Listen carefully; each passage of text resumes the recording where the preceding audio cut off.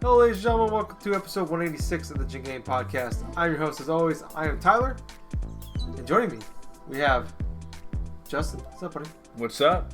How you doing? Good. Long time no talk. Fantastic. It's been like 15 minutes since I talked to you last. Yeah. 3 minutes since you went pee. Yeah, via recording. Yes. Yes. How are you since then? I'm doing good. Okay, that's good. Gables, what's up, buddy? He's also here. Yeah, I'm just feeling very good right now. Kind of tired, but I'm good. Fried green tomatoes. Some call the Helsner blade. I prefer swing blade. So people that might not know, we are doing the Game of the Year stuff back to back. It is currently 12:45 in the morning on New Year's Eve, so it's a little late. Justin and I have been drinking for about 5 hours now. 4 plus. But we're doing pretty good otherwise. Last week we talked about we did our 10 through 6. This is part 2 of the Game of the Year for 2016. Tough year. It was a very tough year. For picking And life in general. Yeah. Harambe. One drink for Harambe. But yeah, this week we're gonna do 5 through 1, also honorable mentions. Before we start, I'm gonna start with number 5. But before we can do that, I'm gonna go through and just kind of people that listened last week, refresh your memories. What we picked. I'll start off with myself. I at number 10 had Firewatch. At number 9 was Call of Duty Infinite Warfare. Number 8 was Inside. Number 7 was Ratchet and Clank. And number 6 was Gears of War 4. For Gables, he had Battleborn number 10. At number 9 was Firewatch. At number 8 was Battlefield 1. At 7 was Severed. At number 6 was Kirby Planet Robobot. And Juzzy had at number 10 Paper Mario Color Splash. Number 9 was Severed. Number 8 was Inside. Number 7 was Battlefield 1. And number 6 was Titanfall 2. So that was 10 through 6. If you haven't listened to it yet, you fucked up because it's all been spoiled for you. But still a good show. Recommend check it out. Fun conversations in there. You just miss all the fun surprises. Once again, we do not know what each other's lists were. This is kind of a fun surprise for you guys. Blindfolded. And for us. Yeah, Justin actually has been blindfolded this entire time. He doesn't know he's actually been drinking my urine this entire time. Where am I? And not cherry wheat. Same with Adams. Who are your face? So yeah, that's kind of what happened last week. Jumping in to my number 5 game of 2016. Fuck, it's really hard.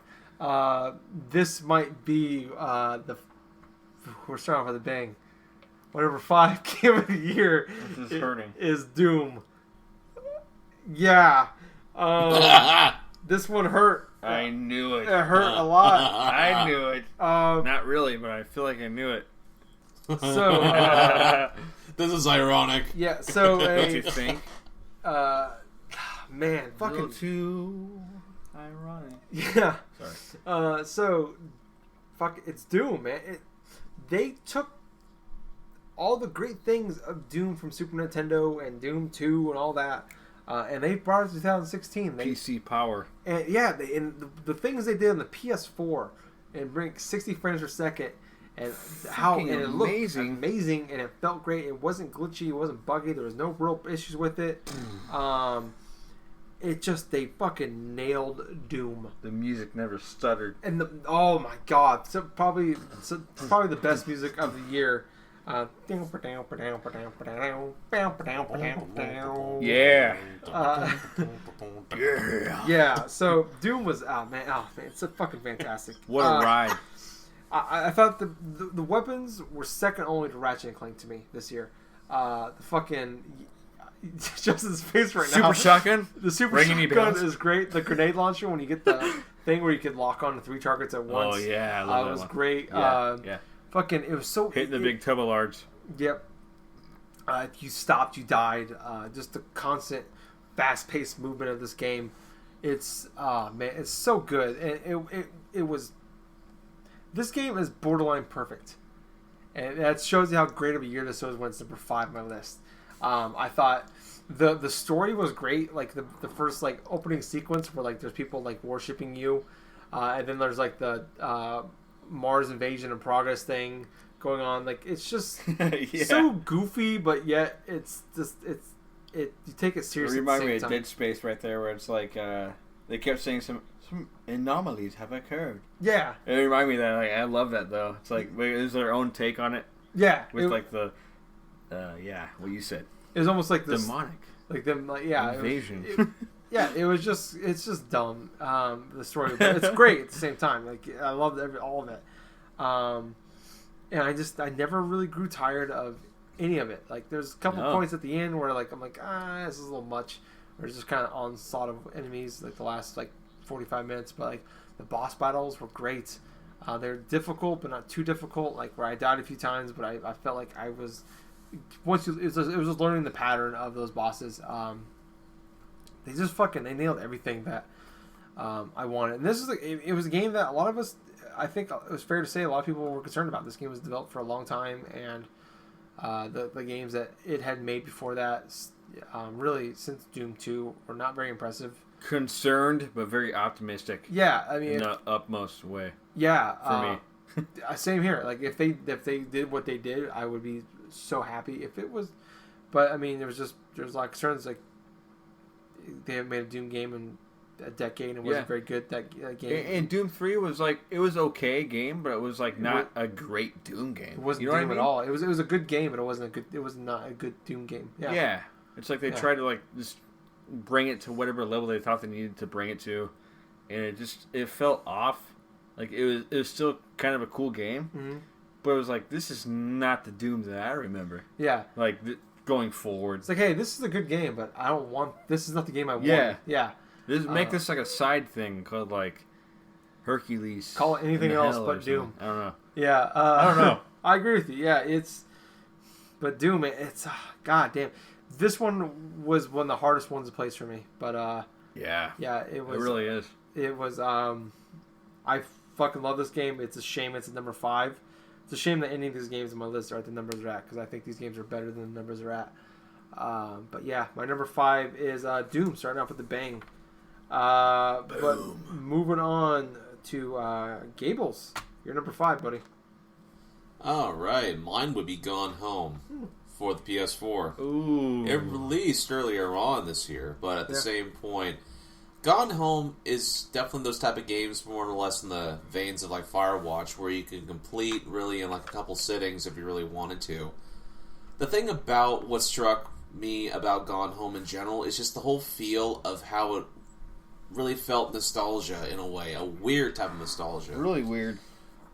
Because you have basically everything set like in a 1990s sort of vibe. You go forth and you explore as like one of these ladies and stuff like that, and you get the control, and just exploring her parents' house and like placing things all together and stuff like that to figure out what exactly happened to this girl, what's with her family and stuff like this. It wasn't anything really confrontational. It wasn't really anything like breakneck terrible, but I felt that Gone Home like kind of brought like to like a really big positive message to like in the point of view of like some like a person or something like that you wouldn't really get too much perspective from, because there isn't a lot of like those type of characters inside video games that are portrayed in a positive light or even portrayed at all, to be perfectly honest, because they're not muscle bound dudes with fucking like power fantasy fetishes. But which is a good example. That's hilarious. This game has such a personal relationship feeling to it that you feel for the character. Yes. That you're slowly discovering things about. Exactly. If it's not from the little things like exploring random things like lockers or one of your siblings' rooms, or even going to like one of your dad's studies or somewhere into the living room where you're finding these old TV guides that are showcasing all these random like TV shows that you used to watch when you were back in the 90s, like X-Files. That shit was so cool when I saw that. Oh yeah, and even to put even more reminiscent things like going to the room in general and then seeing the Super Nintendo like just all hooked up and all these random ass cards, and then you see these. Well, that's just the thing. A lot of those game covers and stuff were just made up and stuff because they don't want copyright things from Nintendo, obviously. But just checking out the pieces, and just taking a little the little intricate details where you could check out the piece of paper that was around the room. You see those random Street Fighter combos and stuff like that. It was an awesome experience because it takes me back. It took me back personally to the times in the 1990s where all this is going on. I mean, I was obviously a little bit younger at that point, but I still remember a lot of what was going on back then, from the TV shows, from the way things were portrayed, from the arcade cabinet stuff, the video games at that point. Since my first exposure to Street Fighter was Street Fighter 2 in the arcades from like a pizzeria that I used to eat at before the business went like out of business, you know. Wow.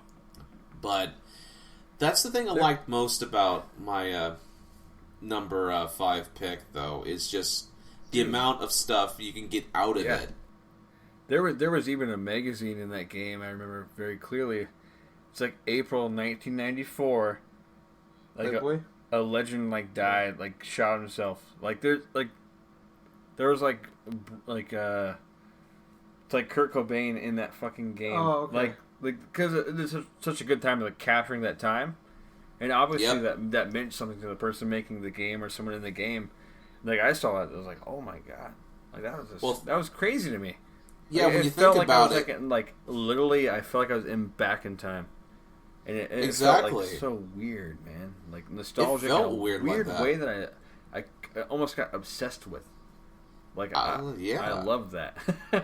You know, it's weird. I mean, it's weird. It was like what, like I was like what 6 years old or something when Kurt Cobain like died and stuff like that. But at the same point, I remember that moment. I saw the news highlights and the you remember that shit flashing in your head. The memories. It's And that's just the thing that few games are really doing really all too well and stuff. The exploration things where now they're starting to delve into how much detail you can cram to these nostalgic moments that some people may view as not that great or something like that. Maybe somebody that didn't grow up in the generation or some that a lot of these things were happening and occurring to.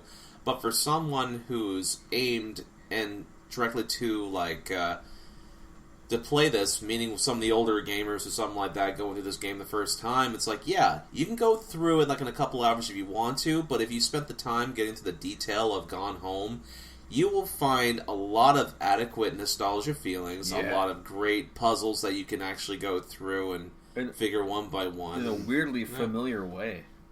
Yeah. For me, anyways. Very strange. So, that's number 5 for me. Very cool. Very cool, man. Well, Juzzy, you're number 5. My number 5 is getting some tomatoes here. No. Here's what 4? No. Damn. Number 5 is actually like a great spot to be in. For real. You don't get here because you're not that cool. The Last Guardian. Okay. I just beat this game, played through this game. This game is like, to me, it is it's not a masterpiece. It's borderline masterpiece to me. Like and the thing is though, it's actually like a super simple game. But like what makes it so complex is like the relationship that you find as you're playing this game. And things that you might think are kind of a nuisance gameplay wise, you kind of respect because you see the whole picture of what's going on here. And to me, that is super remarkable. It was very hard to place this game, to be completely honest. You ask me tomorrow, it might be my number one. Like, there's things about it to me that keep it for me personally being number one. And those things are like so minimal though. They're like, okay, like I kind of get what you're going for here with the puzzles. Mm. I get the puzzles. I figured them out a while ago. Never once so did I look up a spot in this game like a guide, but a couple times, which I give this game complete credit to. I felt like I needed to, but I never did. Yeah. And it's like a personal like thing. I was like, I don't want to, and like, oh my god, it showed me this beast, this beautiful creature, this cat, this dog, this flying thing with feathers. Bird dog. It's so much. Yeah, it's so much of a dog as it. It's more like a cat, but it looks like a dog. It acts like a cat sometimes. And it's like plays with the lantern. It's so funny. It's so funny. It's such a beautiful game. I think everyone needs to experience. But like I have trouble though believing that a lot of people out there would give this game a chance because of the game mechanics. Not that that's not where I put it on my list for me because of that. But that's like my personally. I wish. Oh man, if you could see. Give this game 4 hours, like even like for me an hour, but like for some people I could see like, man, if you could show them if they had enough patience, like you do with like a new animal, this game does such a good job of showing you and presenting this creature, and also the story that like is minimalistic. But like you feel it through the way that Trico, which you as the main character call this animal, or that's its name, I don't know, but it ends up that's my name. Yeah. Like it listens to you. Yeah. Like it is like you are it's your dog calling you to it, and like basically, not to spoil anything.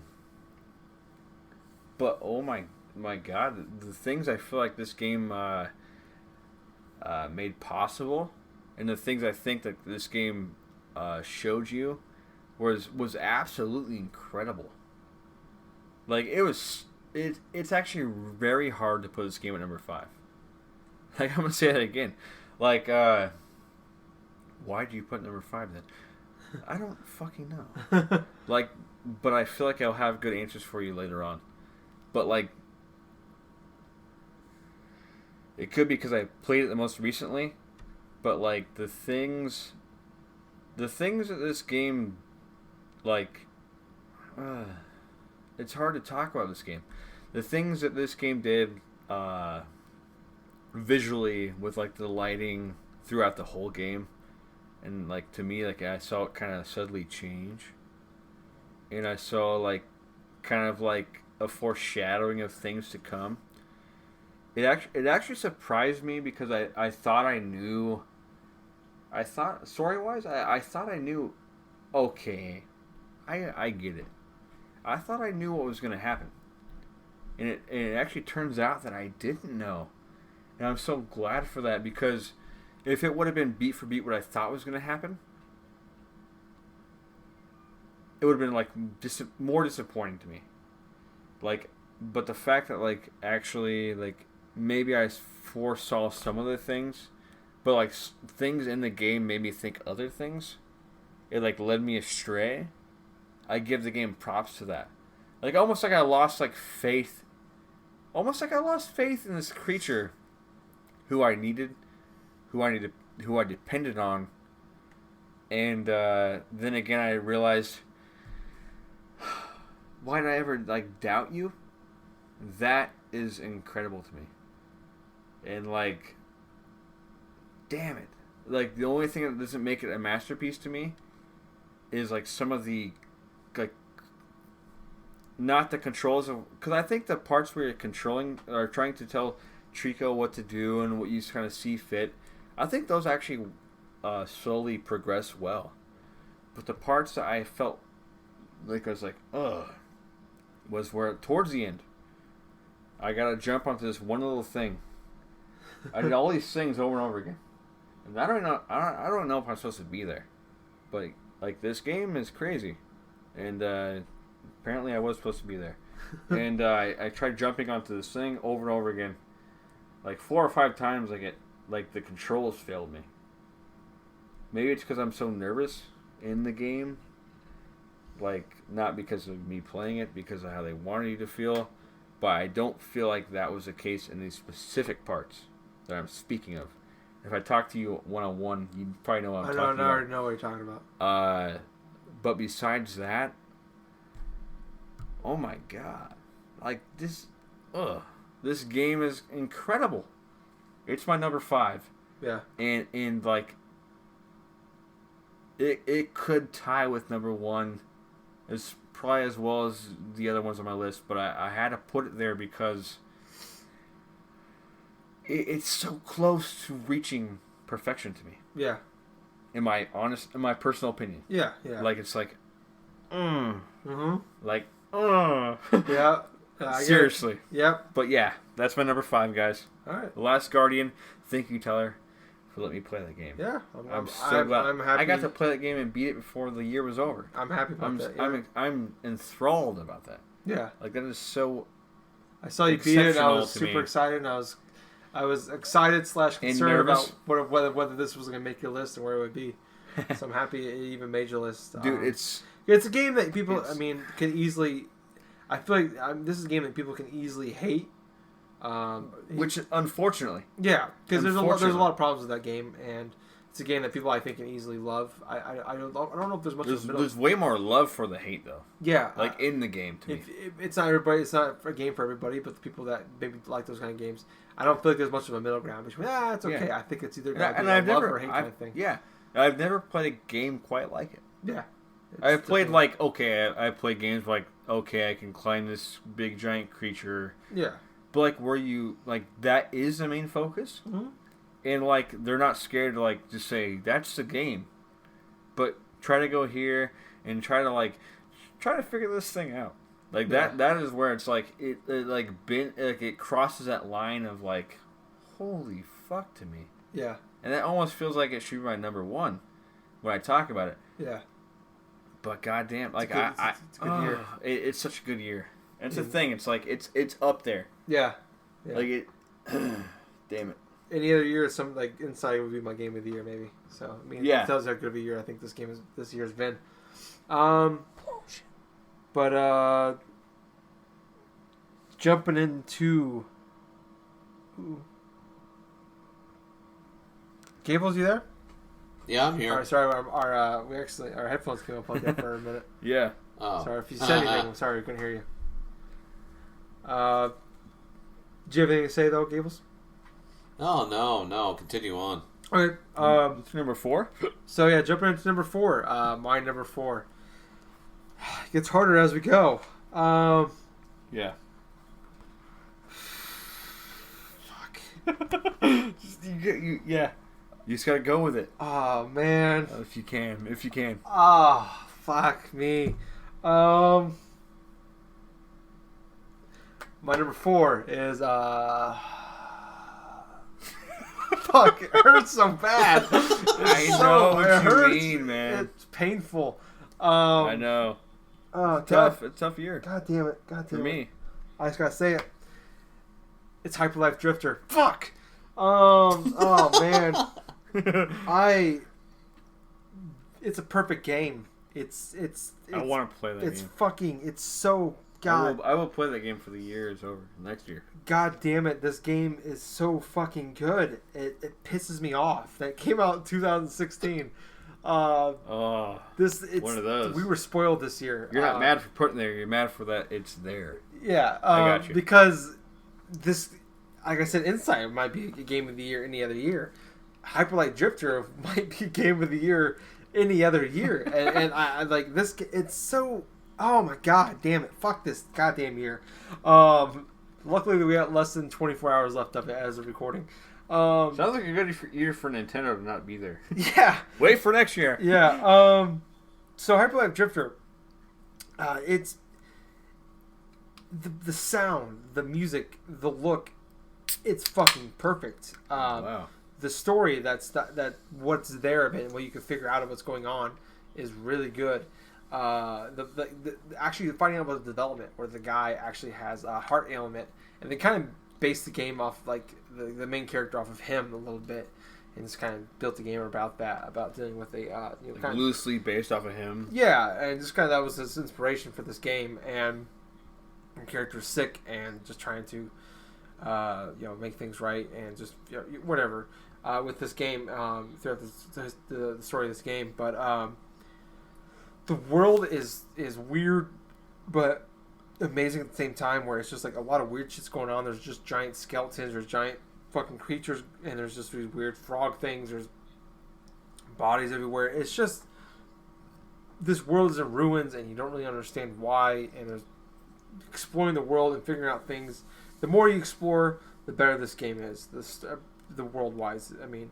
But the gameplay, it's like, it takes some of the best stuff I think about Dark Souls and the Bloodborne and all that, and it does, like, it puts it in like the world of like Link to the Past. Oh, where it's got the top down elements, and even some of the kind of art design of some things kind of reminds God you. Damn it, of Tyler! Link to You the sold Past. me. It's it's some. I want to play this game. Or like some of the, like I said, or some of the art designs kind of reminds me of Link to the Past. You can't help it. Yeah, and Link Between Worlds, but like the combat is very reminiscent of like a Dark Souls, where it's just like your main things are rolling, and then you got like you got your main attack with this with a sword, and then you also have a gun you can use. But there's also different weapons you can find different guns, like a shotgun. You can find like a long distance one, and it's more like the side thing than like obviously the sword does more damage in this game. And there's upgrades you can do to help improve things, like you can reflect bullets back at people, or you can like dash at them and it reflects the shots too. But it's just one of those games where like every battle you got in was not easy, and it was a test. Meaningful and yeah, like it just wasn't. There was no cakewalks in this game. Everything was like you couldn't it's just like you're fighting against something. Yeah, and it wasn't like you could just like kind of lollygag around. Like, here's like a 6 enemies I gotta fight through. Like, no, you got like you're gonna see a lot of the same enemies over and over again, but it always felt different every single time. Yeah, because of the situation. Yeah, it's very situational, where like you kind of had an idea what they're gonna do, but like there's so many different chains of enemies that are fighting you. It's like, oh shit, I gotta deal with this guy, and this guy can do this thing, and this guy can do this thing. That reminds me of us Severed for a second. Oh yeah? Yeah. Okay. Just the way you're saying that. Go ahead. Yeah, but it's just kind of like dealing with all that. Like, it's just every fight is different. And cool. There's so many like secrets you can find. The biggest complaint I have is just like some of the best parts about the game is hidden, and that's what I mean. Like finding some of the side stuff. There's no like hidden cues that's there. It's just like accidentally. It's literally just you. Like the only way to find a lot of this shit is, like, without looking it up. It's just you walking every grid, walking against the side of the wall, and sometimes that's not going to find you everything. That's a way you're going to find a lot of stuff. Really? It's just, there's no like cue that there's something here. Some stuff there is, but majority of stuff there isn't. And the map isn't very good for as far as like. You think that's its flaw? That's probably the only flaws I have. Yeah. And they're very. I mean, that's super nitpicking because I don't typically go for the like 100% kind of thing, but yeah. I just love that. Like I said last week, talking about like best moments, like this game challenged me like I have never felt challenged before as a gamer. And you actually cared about the challenge. Yeah, and it was just like I was challenged where I was getting angry. I put the game down. But I'm like, I don't want to play this game anymore. And I go back the next day and I play it. I get a little bit. In this game, you just felt you got a little better every single time. You got a little smarter, and it's. You wake up, it's like a whole different game. Yeah, and it's we're late to that. what a game should be, where it's just like here's how a game works, and they're not even really giving you anything. You're just learning how to play the game better. Yeah. And it's not like it's not like you learning the rules of a broken game. It's like here's some really, we only do a few things, but they're really good. They focus on them quite a bit, and you just can get better at it as you play, and that's what it is. It's not a very long game. You can maybe beat it in 6 hours, 6-8 hours, maybe less if you're really good at it. I fucking adore this game. Like I said, it's number 4, and it pisses me off it's number 4. It should be higher.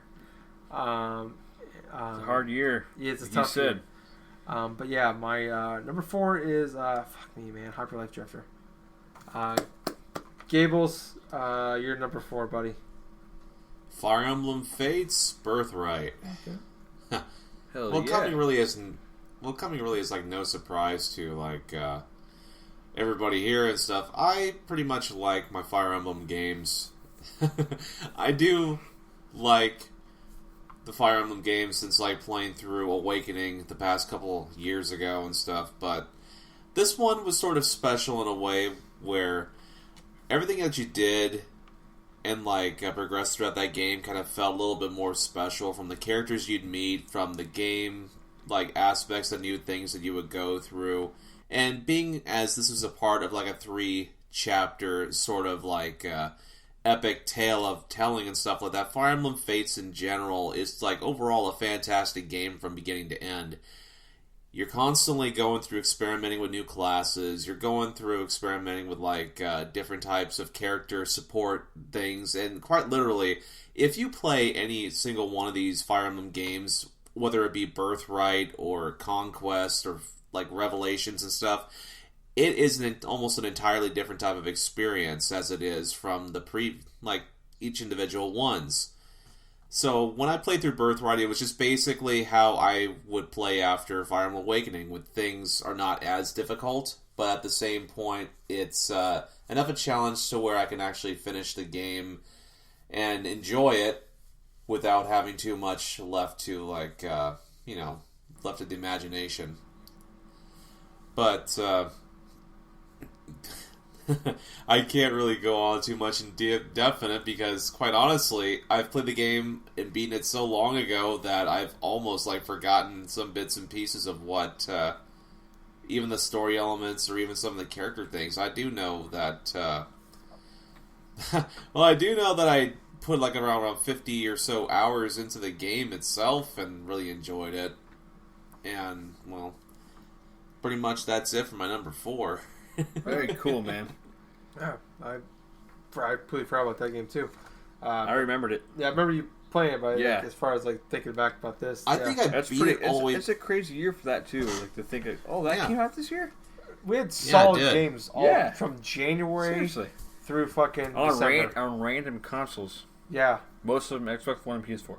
yeah. To be honest, That's pretty be true. honest. And be Yeah. perfectly honest, I think I beat this game back around May or something like that, or June or something, and I've almost completely forgotten that I've beaten that game. yeah. Yeah. Time is weird.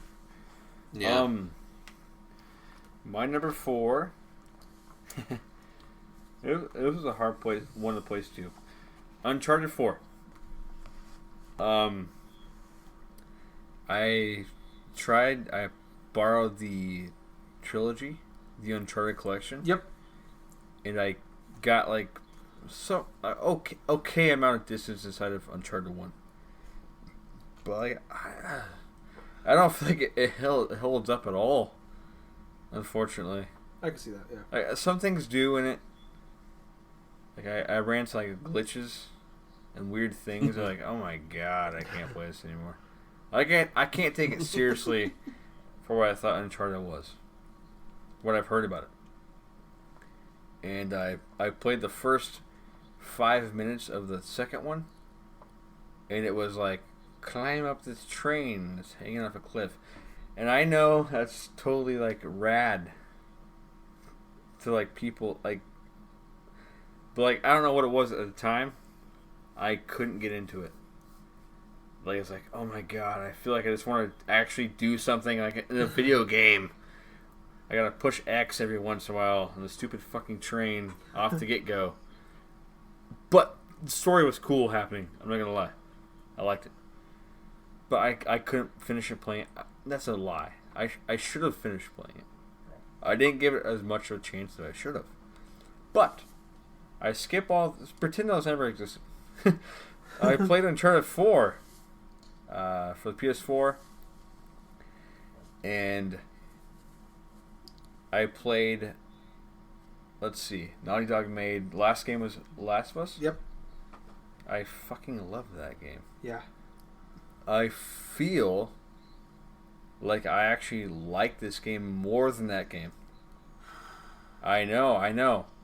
And I don't really have many complaints with Last of Us.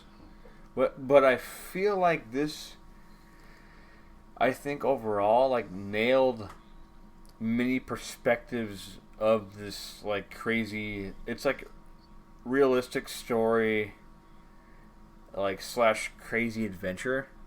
Like, I think it, like, yeah, Last of Us is awesome, not because it was, like, really fun to play through. I totally get that. But I think if I had to choose, like, The Last of Us over Uncharted 4, it'd be really hard to pick. But I might pick Uncharted 4 just because of, like, this thing between the brothers that, like, in the story. And, like, I honestly, like, related to that. Like, where, like, you have this older brother who's, like, he's really smart. He's doing things you know that aren't right. Yeah. All the time. Yeah. And you're kind of, like, going along with it. And I think it connected with me biasly on a personal level, where, like, this reminds me of my older brother sometimes. And that wasn't the only reason I picked this game for what it was. I think graphically, they do things with, like, obviously from Last of Us, like, they know how to make a game look amazing on PS, whatever it is. Yeah, they like, it's actually insane. Yeah. Like, don't even. I'm not gonna fuck with you. Like I was like kind of like doubting it a little bit, just because almost like I wanted to. But when I actually played this game, I was like actually amazed by how it looked, how the gameplay, unlike from what I experienced in my short time with like 1 and a little bit of 2, it felt actually really, really polished. And, like, you know what? This game actually feels really good. Like, they got it right. Yeah. Like, I kind of want you guys to ask me questions about this. It's one of those games, like, I want you to ask me questions, because, like, there's things in this game that, like, just, they're okay. There's something in this game where it's like, that was so fucking awesome. Like, that's so cool. You surprised me. Like, like, not even the brother story, but, like, there's so many things with that. Don't, like, underestimate that, the whole brother thing going on. Yeah. And, like, the man, there's some shit in that.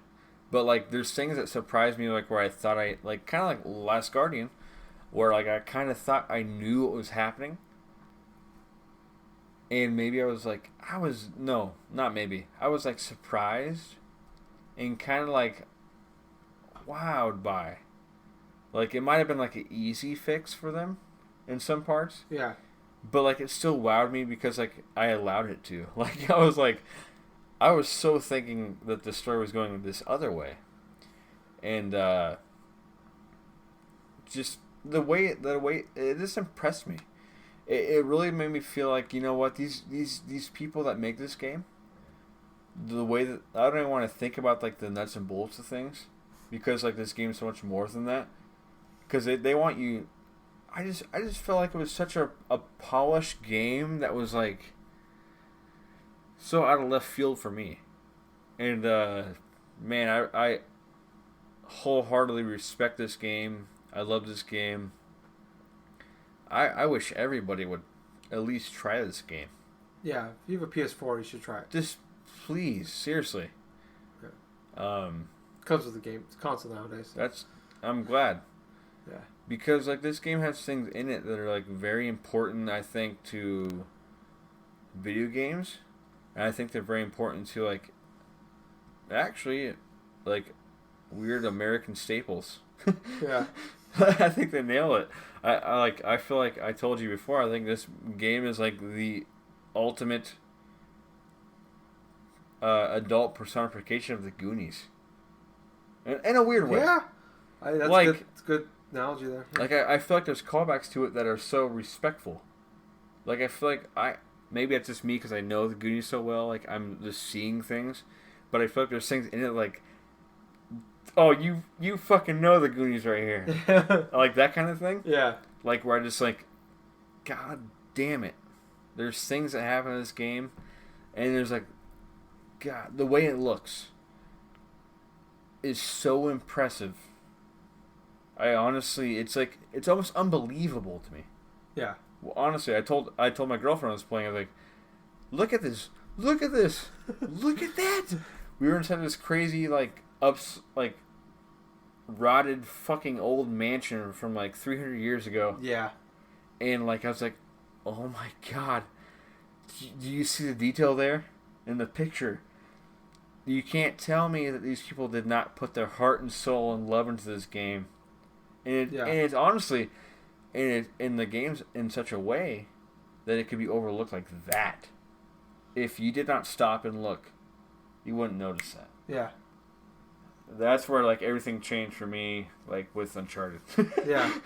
and in general with Naughty Dog, like, whew, holy fuck! Yeah. I was impressed. That's Uberly impressed. That's of all the games you talk about this year. That was the biggest prize for me. You talk about games. I didn't think you'd like it, but Yeah. I'm happy you did. I'm going to buy it sometime. I rented it. I'm going to buy it. Yeah. I want to own that game. I gotta It's say like I want it like in the library of weird games. that. Yeah. That's Yeah. It's gonna put on your shelf. Yeah, Yeah. all the way. But that's me. That went probably way longer than I wanted to. Sorry. It's fine. No, it's a problem. This is it's a game of the year, man. We got Mm. fucking if we want to spoil or not spoil them, but if we want to fucking praise them and whatever, now it's time to do it. Yeah. Maybe we go back and talk about them. Number 3? Is Well, it? Or no? we're gonna do honorable mentions. Okay, cool. Before we jump into our number 3s. That's cool. I made a top. So last year I made a top 20 list, and I cut games out. It was a really deep year. Yeah. And I talked about last week. I think this year is not as deep as far as number wise of good to great games. Harder with ties. But I would say I would say this year blew last year's out of the water as far as the peak, like the top 13 games this year for me. I love them. Absolutely love these games. No, I agree. And I'm pissed that I couldn't Like an put all- overall love of them. Yeah, yeah. And some of these games, 13 in some years could probably be a top 2 or 3 game in any other year. I was looking at my last couple years when we did these lists, and Which I'm is just like, really a really good thing to say. yeah, and maybe something you expect as you For get deeper everybody. into a generation, but still, But great. it's in the middle, it's in the end, it's in the beginning of some generations. You know? Yeah, Shit is happening right now, and it's very interesting. yeah. It was a great year for games. Yeah. So I'm gonna jump. You, off. Tyler? Yeah, I want to mention one. I made a top 15 list, but I want to mention I never every year. I don't real quick. I don't put Madden on my list because I can't judge that game. But there's another game on top of that. I could not. There's no way to place this game. That Dragon's Cancer. That Dragon Cancer. I mean, it's the most emotional video game experience I've ever had in my entire life. It's not even a game. It hits you in a way that I have never experienced in any entertainment ever. Music, movies, Wow. video games, whatever. It hit me on such a different level that That's honesty. yeah, I want to check it out for myself. I can't. I just can't. There's no. You can't put a number on it. Yeah. And if I did, it wouldn't be right to me. That's the way I felt about it, and I that's why I don't want to. It's not my top 15 just because, like I said, can't put a number on it. But it's a game that I strongly encourage you if you have a PC, it's like the exception to these numbers. Yeah, if you have a laptop, PC, whatever, it's not a very powerful game as far as like it's not gonna push your computer that hard. I would recommend checking it out and just be prepared. Just get a box of tissues and maybe an Xbox One controller and prepare for a journey that you're never gonna forget. And yeah, moving on from that. Cool, man.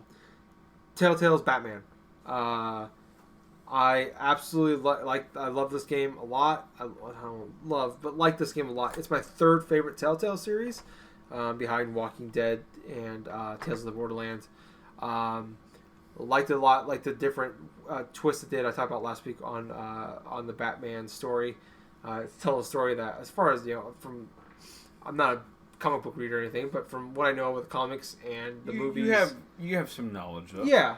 But going off of like the movies and the comics that I know, it tells a story that's never been told before, as far as I know. Yeah. But what knocks it so far down is just that the bugs and the crashes and the frame rates ruin the experience of this game, that make it almost unplayable, and that's why it fell so far. If it wasn't for that, it might have a stronger case of being in the top 10. Yeah, I get that. Number 14 for me is Oxenfree. 2D side-scroller. Another one. Yeah, maybe I think Skybound worked on this, and a lot of people worked on the original Walking Dead game for Telltale. Skybound also works on the Walking Dead games with Telltale. They made this game 2D side-scroller, kind of an adventure game. Kind of the same thing where it's just like you play as this teenager, and she's with her friends on an island, and there's like a big thing they do every year. They go out there and they just party and just do stupid shit like kids do. It just turns into this weird fucking like sci-fi kind of thing, and I liked it a lot. It didn't have a cookie cutter kind of like sort like you make decisions, you pick like the dialogue, but it wasn't cookie cutter where it's just like, this is the good thing to do, this is the bad thing to do, this is the middle ground thing. Some shit you do just sucked. You were gonna make a bad decision, or you didn't have it wasn't always a good option. Yeah. So moving on to number 13. My number 13 is Overwatch. I like this game a lot. This game was for a long time in my top 4 or 5 games of the year.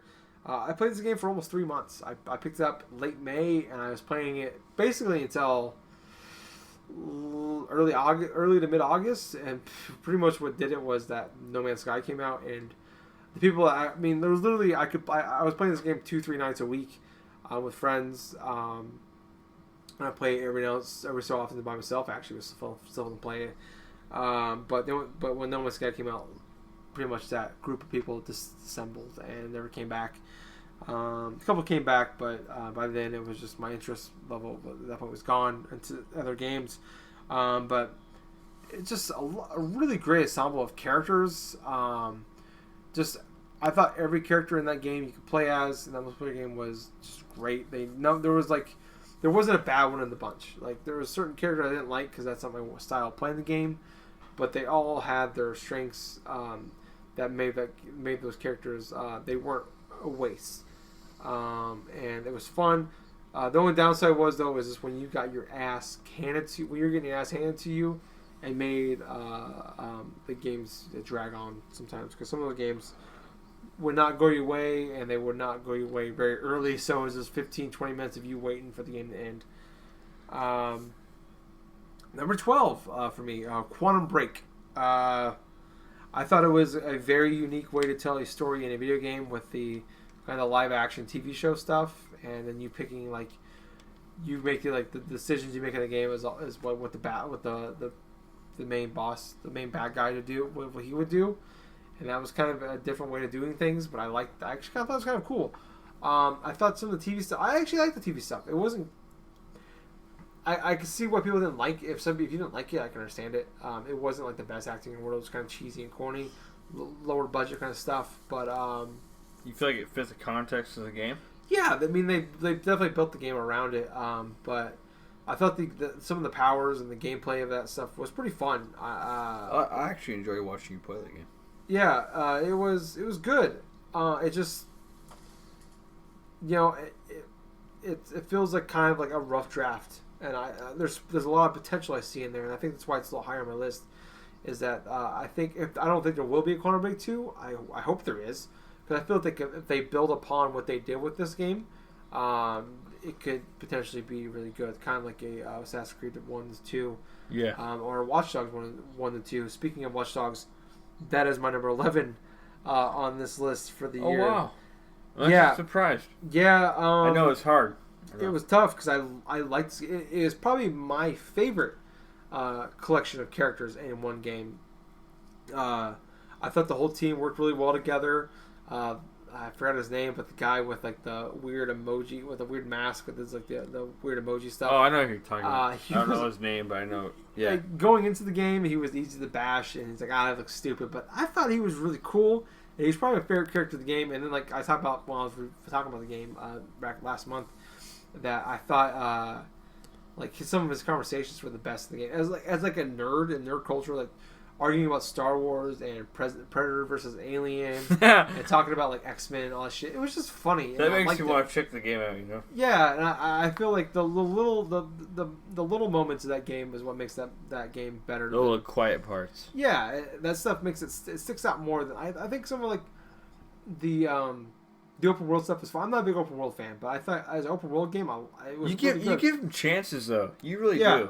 Yeah, because I know what's sad about you. Like, I know you don't like are a huge fan, but you give them chances more than most people do. Yeah, which I think is cool. What sucks though is like maybe it sucks for you going open world.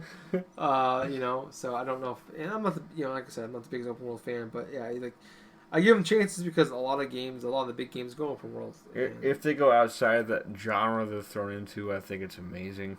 Yeah, but I can see like where some games are like. Sorry, real quick. What's the game that launched like PS4 almost? Infamous Second Son. Mm-hmm. I love that game. The things I didn't love about it was the open world stuff. Yeah. Like just like the stupid tropes were like, oh, you're this area, collect all these things. It's kind of fun. Yeah. It's kind of fun because of weird powers. Yeah. But not to take away from what you said, but like it reminded me of that. Yeah. I can see that. Like just kind of things that you maybe don't like about open world stuff. I get that. All the way. Yeah. I totally do. Yeah, I see. I felt the same way with it too. Yeah, I see what you're saying. And this open world for the sake of being open world. Yeah, they're like we're gonna fill this with bull crap. We don't actually. Yeah. But the thing about and sometimes that bull crap can be fun. But sometimes it feels tacked on. Yeah. It's like it's open world games, so we gotta do some side shit. Yep. And in this game, I didn't feel like that. In Watch Dogs 2, I didn't feel like that was the case. Where I felt like some of the side missions were like bigger or just as big, if not bigger than some of the main quests. Where like there's a lot of cool side quests. That's a complaint too, man. Maybe. I was kidding. But there's some cool shit. I can see that though. That I feel like if you don't play these, you're gonna miss some really cool content. Yeah. Like some of the best stuff was the like side some stuff. Cool shit from 2016. Yeah. You gotta check it out here. Yeah. Yeah. And I do want to check that game out. It's cool. I highly recommend it. I think some of the gadgets they had, like the drone and the RC car, were awesome. I used that RC car almost every mission. I beat some missions with just using the RC car. That's awesome. And some of the I beat like a mission or two just using the droid. Or not the drone. No, drone.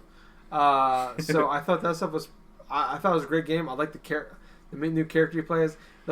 I liked how it didn't take shit so seriously, and I liked the first Watch Dogs. I thought there was a lot of potential with it, and I thought what they did with Watch Dogs 2 was the perfect way to go with the series. And I hope they do that. I like that. I hope that's this new style to go with. And did it disrespect the first one or no? No, I don't think they did anything. I mean, I think if you because there's certain things I love about the first one. Yeah, yeah. You know that. Yeah, and I'm the same way. Yeah, but I think that we probably love the same things actually. Yeah, I think we're in the same boat as far as Watch Dogs goes. But I think moving away from Aiden Pierce was a good idea, and just the whole world of San Francisco. And I said the humor of the game hit me in a way that no other, like, you know, like, it hit me perfectly. As far as, like, some of that's kind of, like, knows some of the internet jokes nowadays. Yeah. And just, like, being a millennial. But it's like, that's it was literally perfect. part of the whole, it's there whether you like it or not. Yeah. And kind of thing. I just thought it was perfect from that aspect. But cool. Those are my honorable mentions. Cool. Yeah, Gables, do you have any honorable mentions? Not in the traditional sense.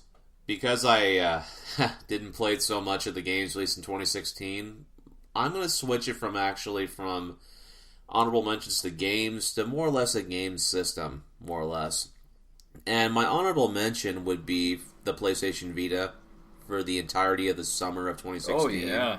I know. When I pretty much could not pay for any type of PlayStation Plus stuff. It really opened my eyes to try to invest more or less inside what games were available for the library, considering that before then, a lot of the stuff I had access to was just basically free games that I had gotten from PlayStation Plus that I had hardly played, but once I got a hankering to play the Vita, I had next to nothing to play.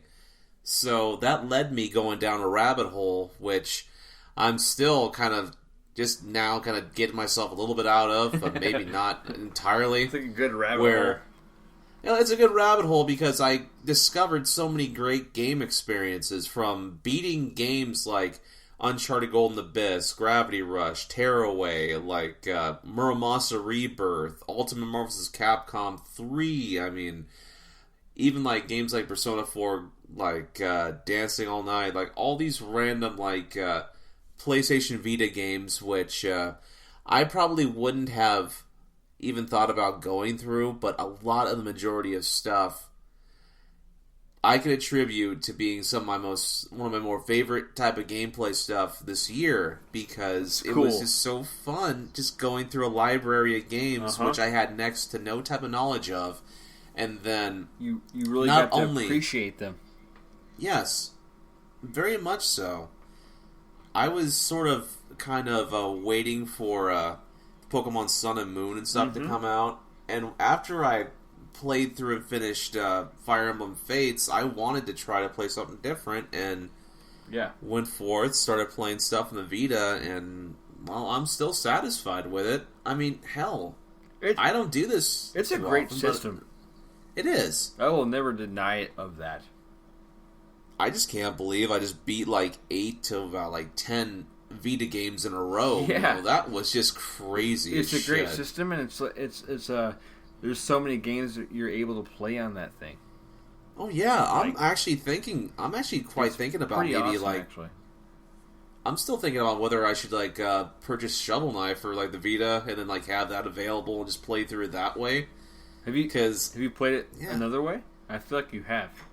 I have Shovel Knight for the Wii U, but here's the thing though. I love playing through indie games on this device, because there isn't as many indie game stuff available on the 3DS as there are on the Vita, because of the whole cross-buy thing with PS4. Yep. It's got a beautiful screen.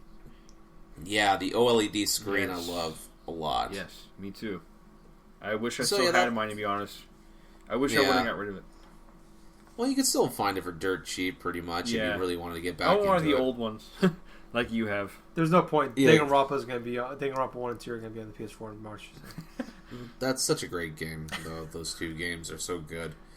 But yeah, those are my roundabout honorable mentions. Very cool. I respect that, man.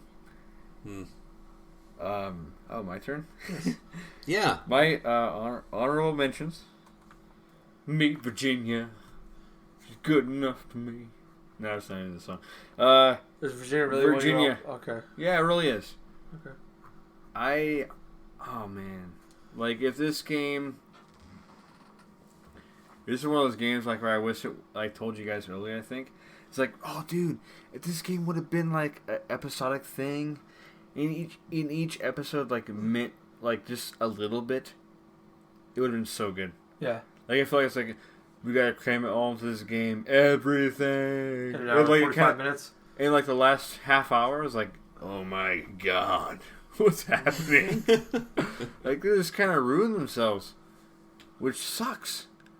But even with that, I really love this game. Like, I see the potential. That's all. I hope the people who made that continue on, or I hope somebody else sees what awesome things they did with the video game for a moment. Yeah. And can actually make that a reality. The thing that I'm talking about. Yeah, I mean, jumping real quick. I agree go that on. I didn't love the game. It didn't make. Yeah. It's not on my list. It's not on my honorable mentions. But I thought it was as far as a developer goes, a good first impression. So the next game they release, it's definitely going to have. When you tell me the makers of Virginia, they're definitely going to have my attention right off the bat. Because I agree. It was a good first impression, I think. Yeah, and a good example, at least to me, in the first 2/3. Yeah. Of what you can accomplish differently in a video game. Mm-hmm. Through storytelling and weird things happening. Like, god damn it. That was amazing. Then you ruined it all. No. You know what I mean. Number 4. Abzu. Okay. I really, I told you guys this before. And I really love this game. This game is, what did I compare it to before? It's like my version of, Journey. Yeah. Honestly, like, I don't mean that like because I love the ocean so much. I just feel like it was like a more relatable version, I guess, because I do love I do love the ocean. I love like all the animals. Like I love the sharks and the whales and all this stuff. Yeah. It captured that to me so beautifully. Like, if I would tell you there's something mind breaking, there's something crazy new here, I'd be lying. But I feel like the way that they portrayed like their own weird story, kind of like Inside, or like like Severed. Yeah. Even more obscure than those. Those seem even more like intentional. Like, I really love these things because like I felt like from the beginning to the end, it showed you what it meant to be. Like, you're in love with the ocean, then you're kind of scared of it because you realize what the ocean is. Yeah. It is creepy. There's like a great white shark here. There's like this thing. Like I literally felt like a pit in my stomach when I went over a ledge in that game. Like, it actually did that to me. And I beat the game. Then I felt this crazy, not trying to be too spoileristic here, but this crazy technological versus natural versus, like, in the end, your understanding and your heart towards things like morally. Yeah. And like it's not a perfect game, but I think I had to put it on here because it was like, man, another one of those games where I was like not so much into until I played this game, and it surprised me. Onto the theme of the year, surprises. But yeah, that's my number 4. My number 3, I have the numbers all fucked up right now. Kirby Planet Robobot. This game's fantastic. Like last week, I think I talked about how I compared Titanfall 2 to this game. It's like, dudes, man, the way this game is, I love 3D or Triple Deluxe. I fucking love that game. Oh shit. I love Triple Deluxe. And like, this game is that, but like even better looking. I know like not everyone uses 3D on the 3DS, but this game, please use 3DS. I love 3DS. I love the 3D in 3DS. Yeah. Especially with a new 3DS, like it works way better. But like, it's like it totally took advantage of that and it also like made every thing that you normally suck in, like, oh, you have a sword, you have like weird little gun thing, you have a boomerang thing. It took that like to a whole nother level. It's like you're this giant fucking robot thing inside there, like you're kind of smiling the whole time, and like you're just like buzzsawing and shooting bricks through all kinds of stuff. Like it used itself so well, like in the game, like it didn't feel forced. I love this game. Planet Robot's better than Triple Deluxe, but it's still a good. Triple Deluxe is a really good game. It's more classic. Triple Deluxe is. Planet Robot's like a different step. Number 2, Star Fox Zero. Wow. This was really hard not to have on my number 10. To be honest with you. This game, not because it gets a lot of shit I'm putting on here, because I really feel like this game was actually very, very good to very like decent when you actually learned the new controls and it tried to introduce you to something new. Like at first, it's like, holy shit, this is me giving it the benefit of the doubt, you know. But like after I learned the controls, but it's one of those games where you do have to put something into it, no doubt. But once I did put that into it, I felt so incredibly rewarded. It was hard not to have this game on my top 10, but I had to take it off because there's parts in this game that I don't feel are necessary. There's parts in Star Fox Zero where it's like, if you would have stuck to your crazy controls and not had like this part where like you got this little tiny robot going in here, there's too much different controls going on. Makes it very confusing. And me, I'm like, I'm gonna try everything I can to try to play this game. It was confusing a little bit to me, so it's like that's its failure. Yeah. But beyond that, I don't discredit this game because it was like, oh, N64, which was like Super Nintendo. I kind of like the whole Groundhogs thing. I actually do, which is like arguable from all sides. I totally understand. But I actually do like that aspect, like of trying to make the same thing that you think you know different, which I totally think it conquered. But you have to get past these weird these certain levels in the game that actually kind of break it, which is unfortunate because the end boss is so fucking insane and awesome. When you beat the end boss, it feels like some Star Wars shit going on. There's some. And story-wise, too, there's some father-son shit going on that's so fucking weird in Star Fox Zero. I never heard anyone talk about. That's just so super cool. That's my number 2. Number 1, thanks to you, because you... God damn, it was hard not to put this in my top 10, too. Ratchet and Clank. Wow. Okay. It was... This game is surprising. Yeah. Beautiful. This game felt really good. There's things in it that like Star Fox Zero, but nowhere near to the extent that I felt like, oh, you learned this new thing, but it's like the way you use it's kind of stupid. Like, I'm gonna walk up this thing. That was me pointing out the flaws, though. Like, that's one tiny thing. It was in a couple levels. It was like the anti-gravity boots. But like besides that, this game was fucking awesome, and it totally reminded me of Toy Story. Wow. In a really good way. Yeah. Like this game's like, oh dude, like, oh man, once I got the pixelator, and the bosses in this game are no joke. Yeah. They are no joke. I will stick up for those bosses. Not all of them were greatly designed. Yeah. But they were like, holy fuck, these are fucking sweet. When I beat them, I was like, damn, I feel good. I wish the credits were better, you know. But like, but seriously, Ratchet and Clank is totally worth it. Check this game out. Yeah. That's my number 1 for honorable mentions. Nice. Honorable mention, sorry.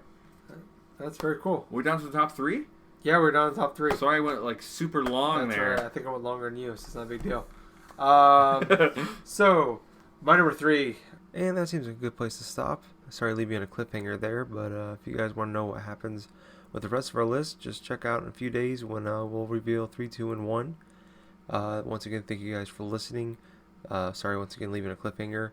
But it's only going to wait a couple more days to find out the rest of our list. And then a few days after that, we're going to be back with a normal show talking about the Nintendo Switch reveal. So that's pretty exciting. Once again, thanks for listening, and we'll talk to you soon.